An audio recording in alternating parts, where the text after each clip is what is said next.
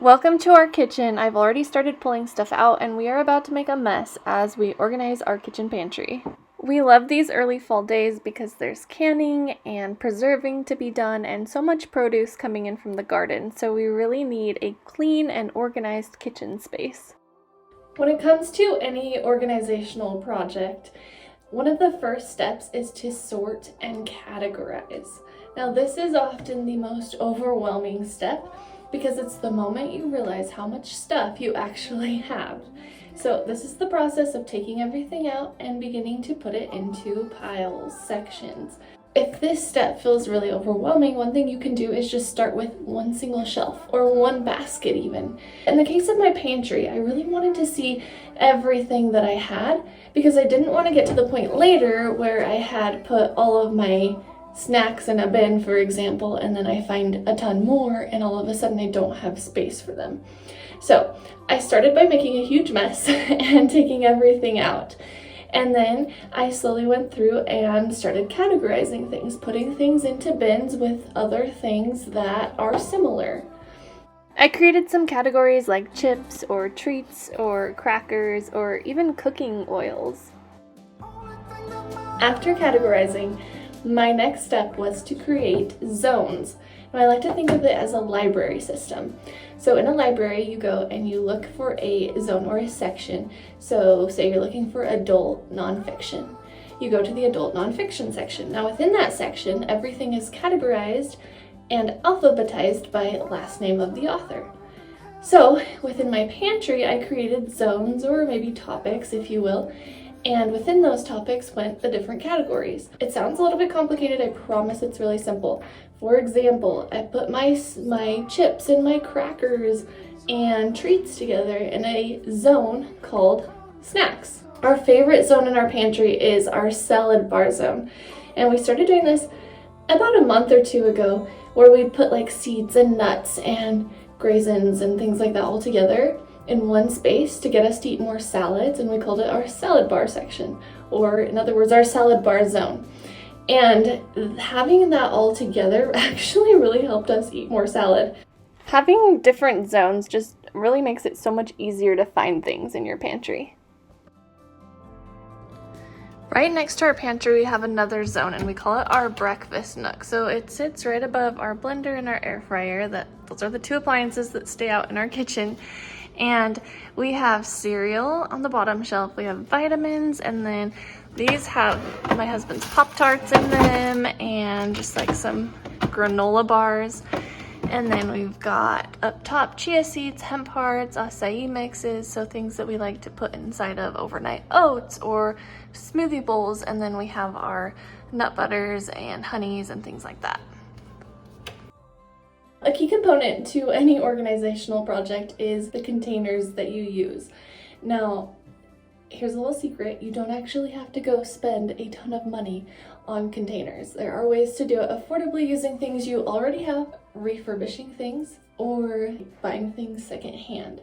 The cheapest and easiest option is to start with the containers you already have. We were given these drawer organizers, for example, for our wedding, and they made great organizers for odds and ends of different packages.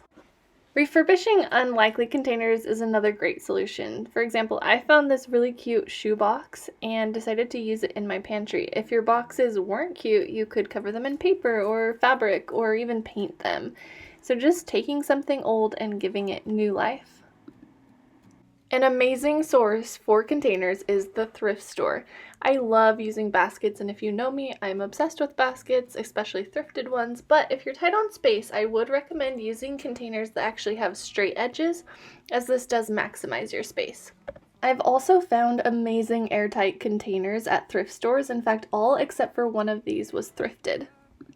Our other airtight containers were given to us as a wedding gift, and we love them. So if you are looking for registry items or something to give someone, this is a great idea. Ours are just from Amazon, so I'll put a link to them in the description below. It is no secret that having kitchen appliances is amazing, but storing them is not. And there are a few appliances that I do like to keep out on my kitchen countertops, but for the most part, I like to keep them away, and I don't like a cluttered space. I decided the pantry floor was a great space for organizing appliances, so I grabbed these totes from IKEA that my husband has had for years before we were even married, and I put similar appliances in them together. I categorized them. For example, I put all my food processor items in one, or I put hot plates and waffle presses in another one. The nice thing about these is that they are made of fabric, so you can slide them in and out without scratching the floor, and it is so easy to grab the appliances I need. Now, when I talk about luxury, I don't mean to say that my pantry looks expensive by any means, but it feels luxurious because it has everything that I need. Now, to me, what feels like the most luxurious part of my pantry is this spice rack that I built last week. I shared the whole process in my September decorating video, so I won't get too much into it, but I built it from an old palette. I spent no money on it, but I am so proud of it and I love it because spices and being able to see them is something that's really important to me. I get really overwhelmed with cooking sometimes, and so having everything laid out in front of me, everything in one place, makes it so much simpler.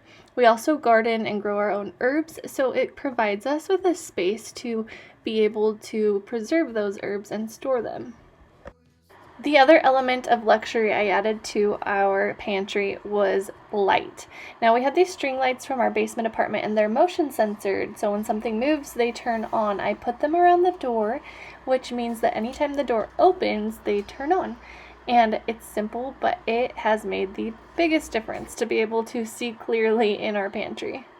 One day, to make it feel even more luxurious, I might go back through and paint some old stains. These were here when we moved in, and they're really stubborn and hard to get off.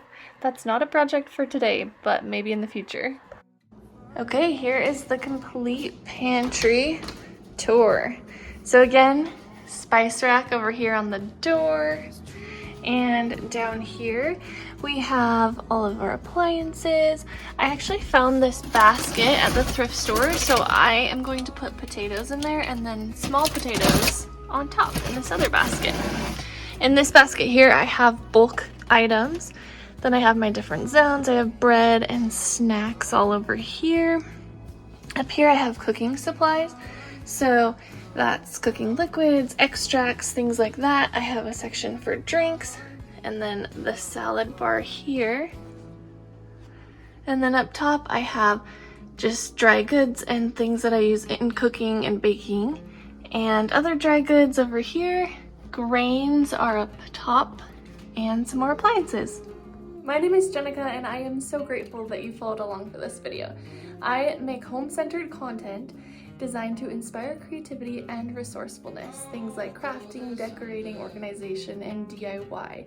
I believe in resourcefulness and using what you have to make something beautiful. I specifically focus on the home because I think the home is the heart of everything we do. I think that home is where you make it. Thanks for following along. I will have more content coming. In fact, my goal is to post a video every week. So hit like and subscribe because your support means the world. Thanks, you guys.